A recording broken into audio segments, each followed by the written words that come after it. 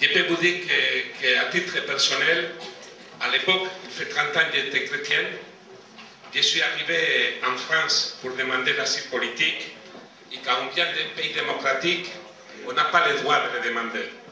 En 1986, la France, avec M. Pasqua, il m'a payé le voyage au centre de l'Espagne où j'ai resté quelques années en prison. Et à la sortie, j'ai revenu. Nous, je faisais partie d'un parti politique, Batasuna, qui est légal en France, mais illégal dans l'État espagnol. Nous, on fait à peu près 20%, et dans le département de Guipúzcoa, on était la première force politique. On est illégal. Quand je vois les camarades des anarchistes qui disent si les votations servira à quelque chose, ils seront illégales.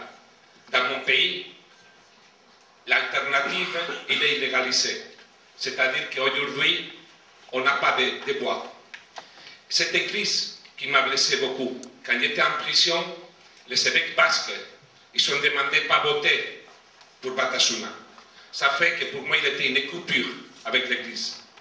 Et c'est quand j'ai revenu, après sortir de prison, dans l'illégalité à Paris, et j'ai rencontré à Monseigneur Gaillot à l'époque, aujourd'hui je l'appelle Jacques, qui m'a donné un nouvel espoir.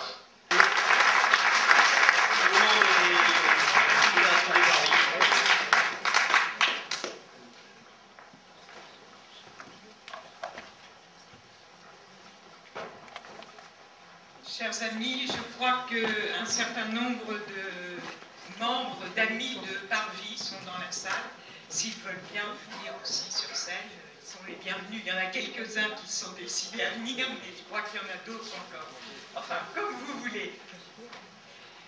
Alors, que dire en 5 minutes, parce qu'on m'a dit qu'il fallait être 2 minutes, oh là là. Je crois que nous sommes tous issus de janvier 95. Pourquoi? Parce que ça a été le départ pour nombre d'entre nous, ou le redépart. Nous avons mobilisé à nouveau nos capacités de résistance et de créativité avec le départ de Jacques Gaillot d'Évreux. C'est vraiment un big bang pour nous, janvier 95. On ne va pas revenir sur le passé, mais c'est pour dire que le grain de blé qui est peut-être mort à ce moment-là, il a donné une moisson formidable, Jacques.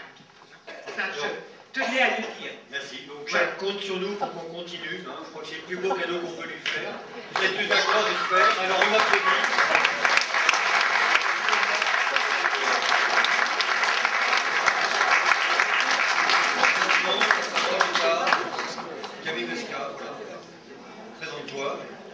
Jacques, j'étais en prison et tu m'as visité. J'étais en prison et tu m'as visité. Mais ce n'est pas de nos rencontres que je voudrais témoigner cet après-midi. Je voudrais parler d'une rencontre que tu as faite avec des prisonniers de la maison centrale sécuritaire de Moulins, l'établissement qui est connu comme étant le plus sécuritaire d'Europe.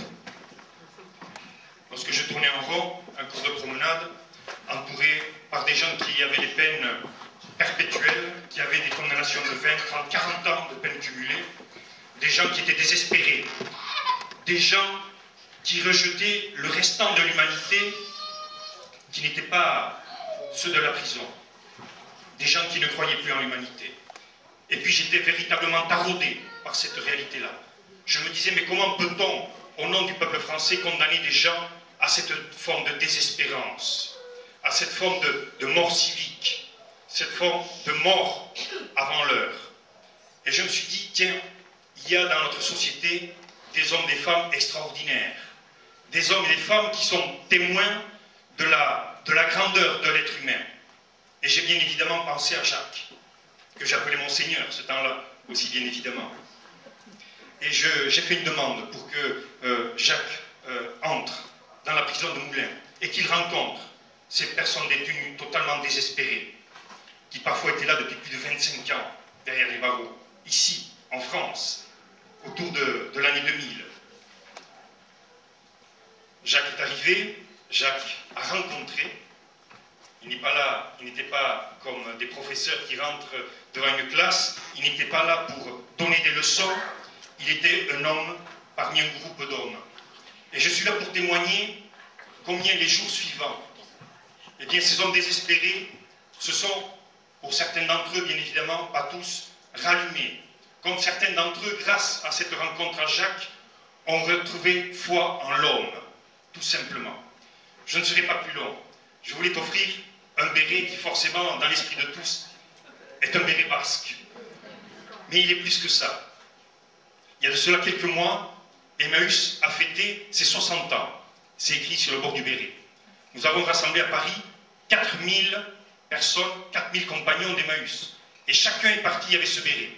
Je pense que s'il est un homme, aujourd'hui, qui a, j'allais dire, un port de béret digne de ceux qui ont créé Emmaüs, et je le répète, ce n'est pas que l'abbé Pierre, c'est l'abbé Pierre et Georges, l'ancien bagnard, un homme qui avait tué, vous tous, nous tous, qui adorons ce mouvement comme nous adorons d'autres mouvements, qui incarnent la dignité de l'homme debout. Je veux parler d'Emmaüs, je suis là pour rappeler que ce n'est pas que l'abbé Pierre, c'est l'abbé Pierre et un ancien bagnard, le dollar d'aujourd'hui. Et je suis ici pour témoigner que dans les 60 000 personnes détenues que rencontre souvent Jacques, il y a 60 000 Georges potentiels. Donc c'est au nom de cette réalité-là que je voudrais remettre à Jacques, parce qu'on a parlé d'hommes prophétiques. Je sais que pour beaucoup d'hommes et de femmes dans cette salle et bien au-delà des frontières de la France, Jacques, effectivement, est un prophète de nos jours. L'abbé Pierre a rencontré un homme désespéré.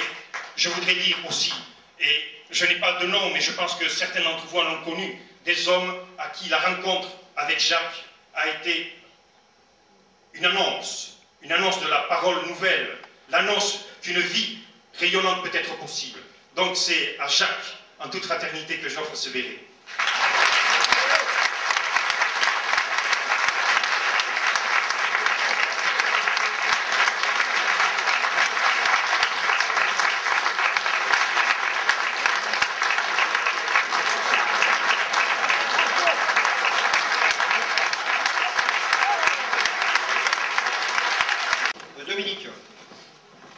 Donc, je m'appelle Dominique Bellamy, je suis originaire de Haute-Marne, département où est né Monseigneur Gaillot, Jacques Gaillot, et donc que je connais maintenant depuis presque 40 ans.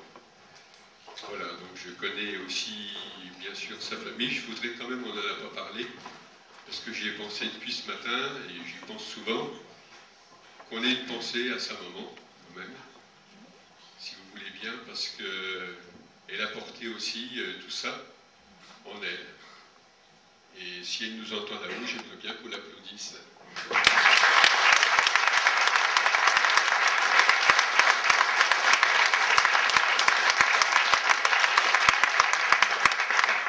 Elle avait le regard qu'a Jacques quand même, on ne peut pas ne pas faire de rapprochement, c'est sûr. À sa sœur Liliane aussi qui est là, à son neveu qui nous vient de Grenoble, il est par là. Donc quand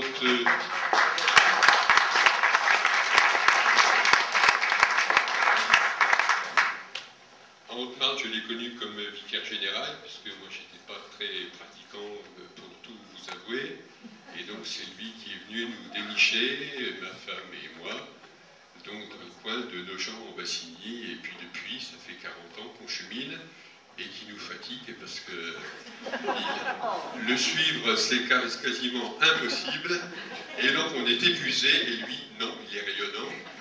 Donc comment vous expliquer ça? Ben, il n'y a pas d'explication.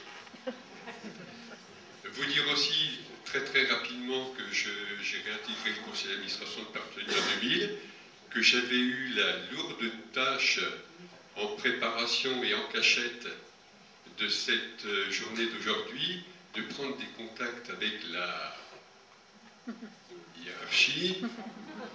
Et puis donc, effectivement, ils m'ont dit qu'ils voudraient bien venir, mais que ça ne se fait pas habituellement pour un évêque, et que généralement ça se passait, donc il n'y avait pas de truc de prévu dans le protocole officiel. Donc c'est pour ça qu'on n'a pas de représentant haut personnage de l'épiscopat, et c'est pour ça que j'ai manqué à ma mission, et que j'ai honte publiquement de vous de ne pas vous présenter le président de la conférence épiscopale. Il aurait peut-être dit des choses intéressantes. Bon, alors pour la retraite, vous dire qu'en Haute-Marne, on n'y croit pas du tout. On n'y croit pas du tout. Il faut savoir aussi qu'en Haute-Marne, Jacques a déjà sa statue devant la cathédrale de Haute-Marne.